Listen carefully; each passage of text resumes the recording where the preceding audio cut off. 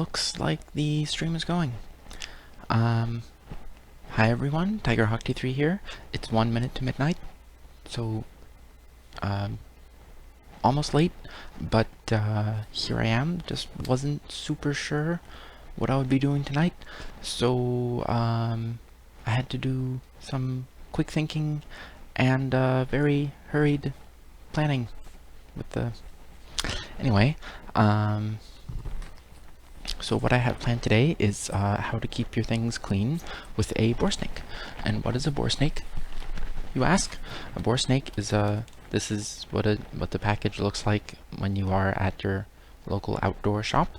As you can see, I got this at a place called, as you cannot see because focus, I got this at a place called Curly's, which if you're in the Bay Area, I would highly recommend, because they are a very nice family owned and operated, etc. Lots of friendly people. They're in Cupertino, friendly and knowledgeable, etc. Go there, and no need to tell them I sent you, because they won't know who I am. I've been there a few times, but they're very cool. So what is a Boresnake? It is a little tool, and I've used this before, but I like to wrap it back up and stow it tidily. So a Boresnake is a snake-shaped thing. That's why it's called what it is. And actually, where's that? There it is. There we go. I'm gonna use what's called CLP. That's any kind of cleaning oil, lubricant, something, and this one is everything in one for lazy people, such as myself. And so I'm going to use this, and there's a brass weight on the end. And the way it works is you get what you would like to clean, which in this case is a CC75B. Notice how my finger is not on the trigger, and before I start cleaning it, I'm going to wrestle it open and lock it open, and then I can see inside and put a finger in there and verify that it is as safe as a firearm can be. And then what I'm going to do is I'm going to take the Boresnake, I'm going to take the weighted brass end, and I'm going to simply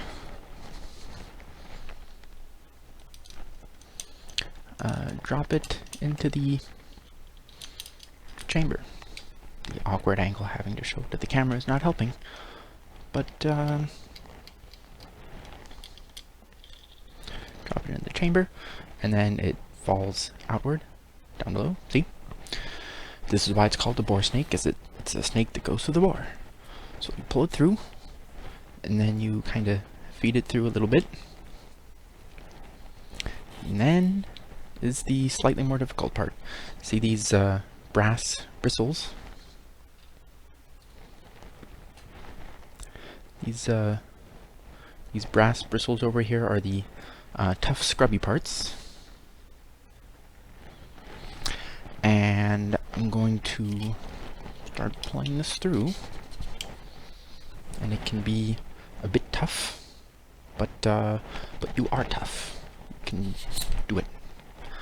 It's much more difficult on rifles and shotguns, because there's more stuff to go through. And I've pulled on these things on this part very, very hard in the past, getting them through.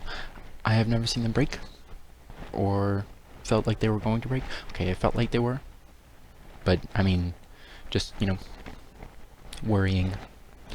Can it really stand this? Yes, yes it can. And so what we can do is we're going to put that through again. If we can manually dexterity that into place. Okay. And then I'm going to take some CLP, Coca-Cola. Glug glug. No. Not product placement. I'm just showing you what I'm doing. And then I'm going to get the bristly part or something. I'm going to put some of this on there. A couple drops here and there. Doesn't need to be bathed in oil or anything. Just kind of put a little bit on there.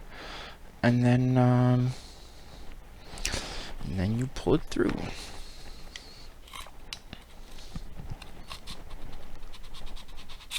And it scrubs the heck out of it. Their deal, the Boresnake thing, is that cleaning patches are generally like a square inch of cotton or linen or something, and you can see how this is many square inches. So it's like lots of patches in one, and you just pull it through, and it's super amazing. Buy now, etc. What do they actually say about it? Cleans gun bores in 10 seconds. That's it? That's all the exciting stuff about it? Okay.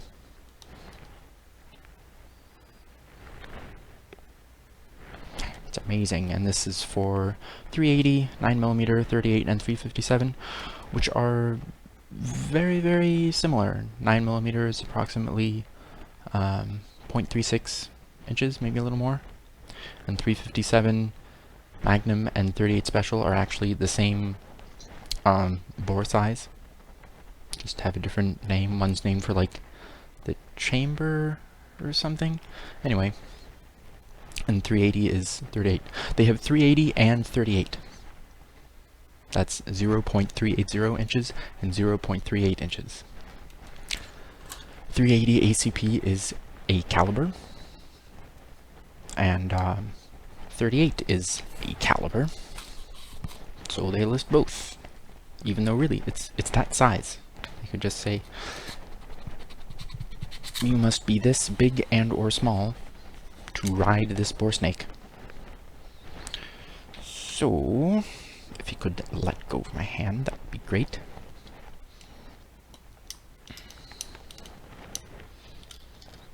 Put it through, etc. And the process is the same for pretty much anything. You drop it through the chamber after making sure that it's safe, unloaded, etc. And pull it through. Try to do it after a range session, or especially if you're using what's called corrosive ammo, which is not generally found these days. If you have like military surplus stuff for like a Mosin, a Gaunt or something, then you might have corrosive ammo that leaves stuff in the bore that will eat it away from the inside out. It's very bad.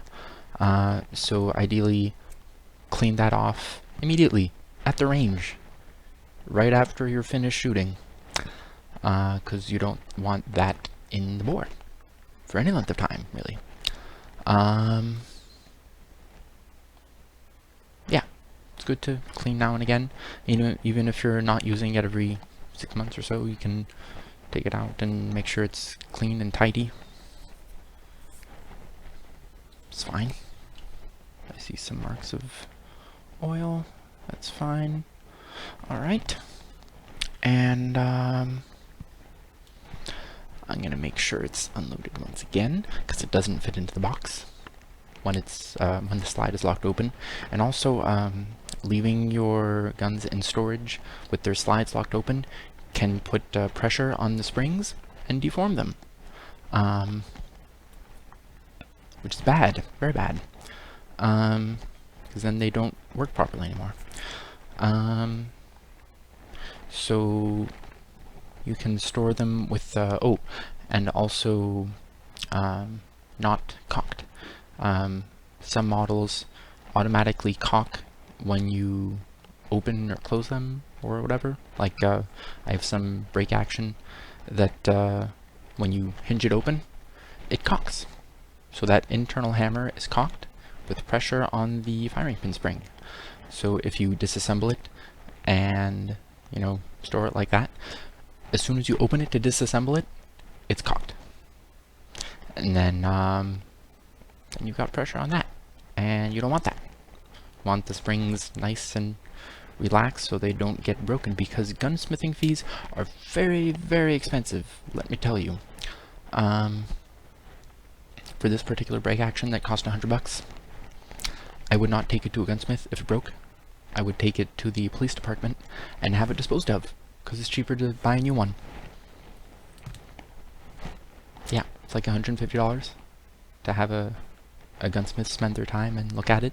So might as well just toss it. And $100 plus tax plus dross fee is still less than $150, unfortunately.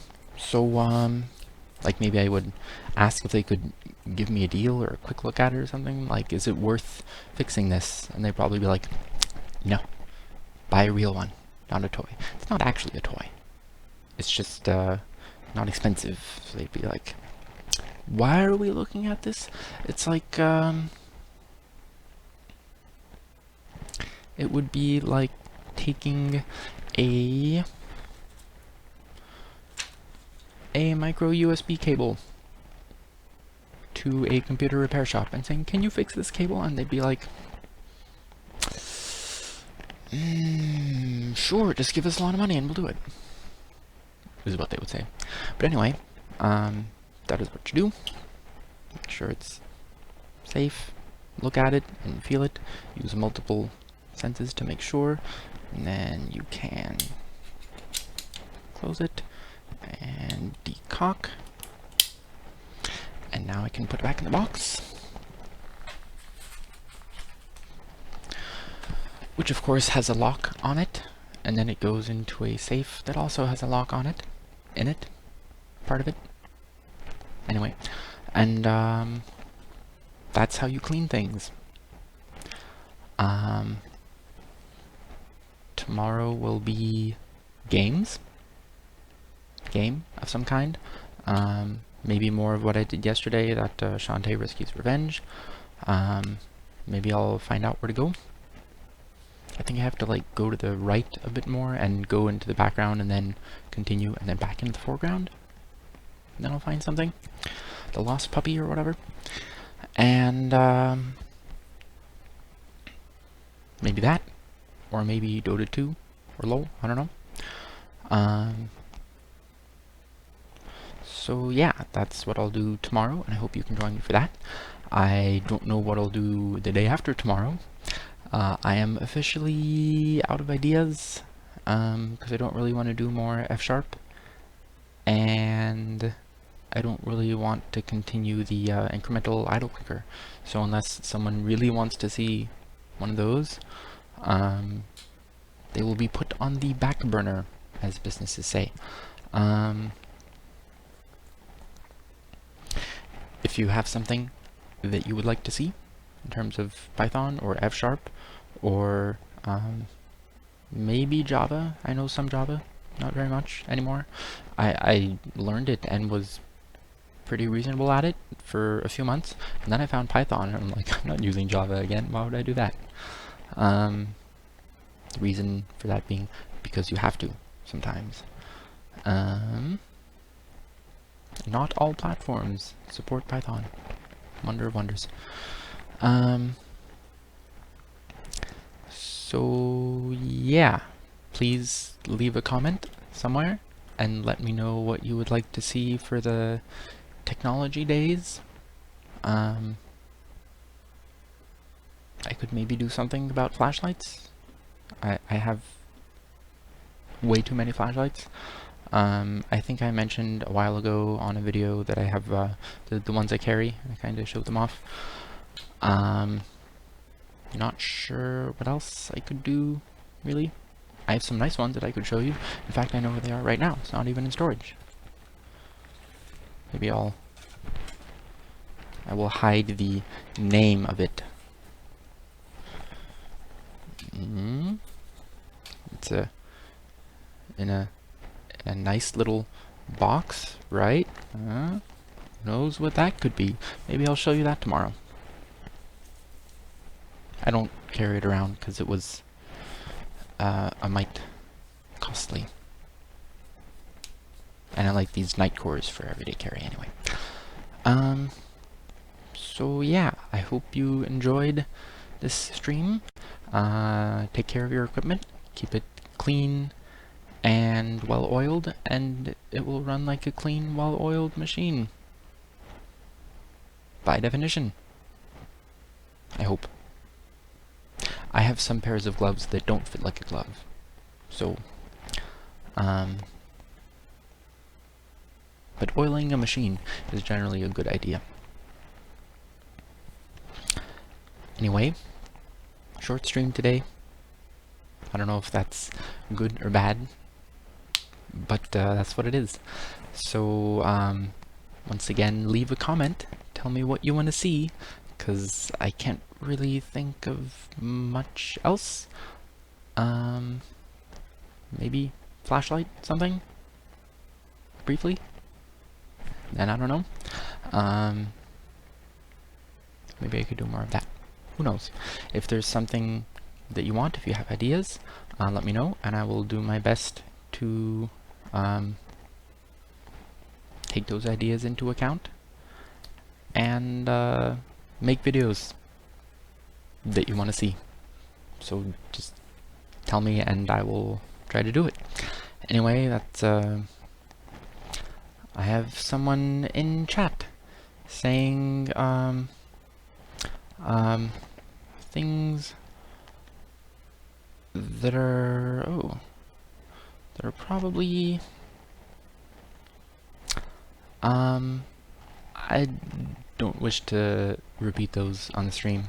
Sorry. This is turning into spam. I am awesome enough to have spam. Neat. I feel special.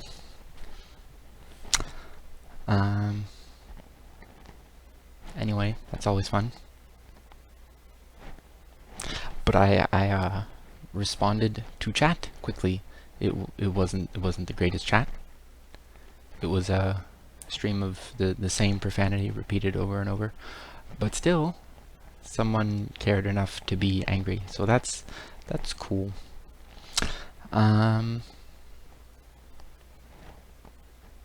Anyway, on that delightful note, thanks for watching, even Mr. Spammer. And I will see you next time. Like, comment, subscribe, tell me what you want to see, etc. And I'll see you then. So thanks, and have a good one.